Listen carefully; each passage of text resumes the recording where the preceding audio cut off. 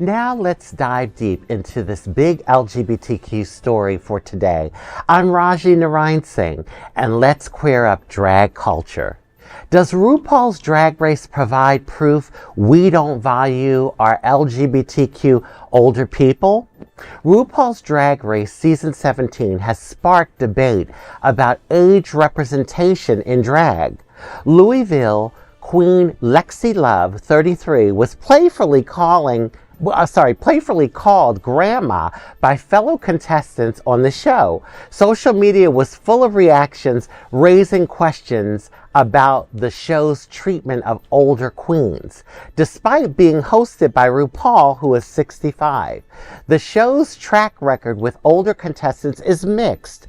Across 73 winners in the Drag Race universe, only 5 were 40 or older. That is 7%.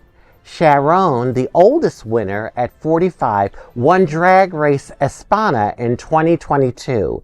Casting trends for the platform show younger queens are dominating. Season 17's average contestant age is 26.3, the lowest in franchise history. Since the show began, just queens aged 40 or older have competed, 8 of them.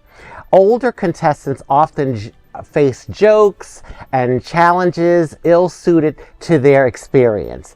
Tamisha Iman, Charlie Hides, and others exited early, and critics believe it is due to the high-energy tasks like lip-syncing and cheerleading. Fans, however, champion our older queens. Social media overwhelmingly supports Lexi Love and calls for more seasoned representation. National LGBTQ senior organizations like SAGE and even the AARP says senior discrimination is prevalent in America.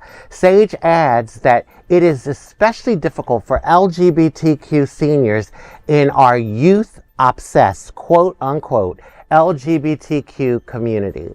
LGBTQ seniors have many unique and important issues to address, and our entire community should be sensitive to their unique needs. Social media viewers overwhelmingly express they want future seasons to feature queens with decades of experience. RuPaul Drag Race airs Friday on MTV and WOW Presents Plus. Oh boy.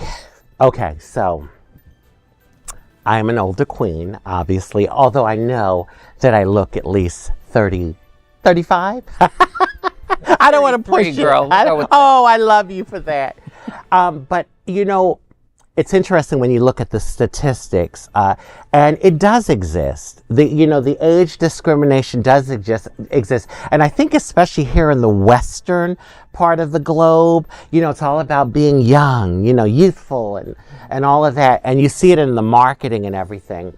I like the fact that the public is supporting the fact that they'd like to see, more seasoned performers, elders on the show. Because the reality is, we've been around the block, we've been through some stuff, and we have something to offer.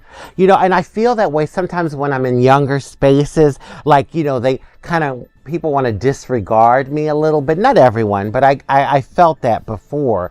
And it's like, baby, and not to pat myself on the back and, any other transgender person my age or older. But I want to say to them, it's because of you, because of us, that you get to do what you do. And, I'm not trying to pat myself on the back, but it's the reality. Mm-hmm. And I think that goes across the board with elders, LGBTQ or not. Everyone's you want to... I think I really agree. I mean, on one hand, I will argue that in reality shows, they tend to have a bias towards youth. I mean, exceptions are made when celebrities are competing. It's like Celebrity Apprentice when they have Joan Rivers. She may she rest in peace, old as a hill.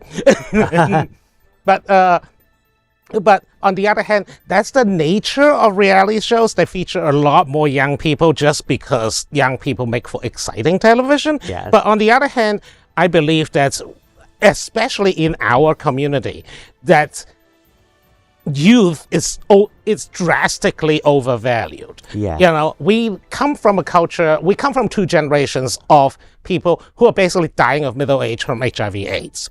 And therefore, we don't think of ourselves as surviving for that long. And, you know, a gay community hasn't really considered going into a retirement home until fairly recently. As gays, LGBTQ specific retirement home, it's not even a thing until this decade.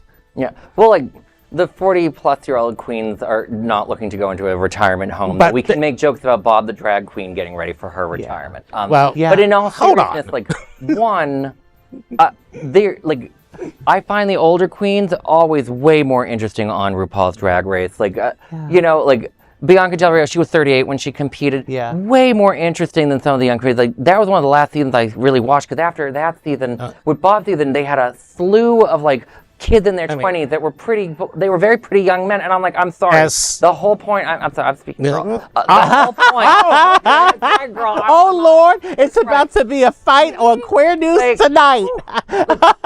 Seriously, like, if you're like this pretty little boy, with all due respect, out of drag, you're not that interesting as a drag queen. Like, some of the best and most interesting drag queens are gay men who decide, like, they're at a point in life where they want to do something more interesting and be more talking about what they're going through and showing more entertainment and growth. And when you see like a 19-year-old put some glitter and a wig on, I'm like, I don't find that interesting or fun or great. Like, go just be a go-go dancer at that point. I'm going to say this. Okay, so when I look at old pictures of myself, I love seeing the youthfulness, but I would never go back if I couldn't go back without the wisdom and confidence that I have now.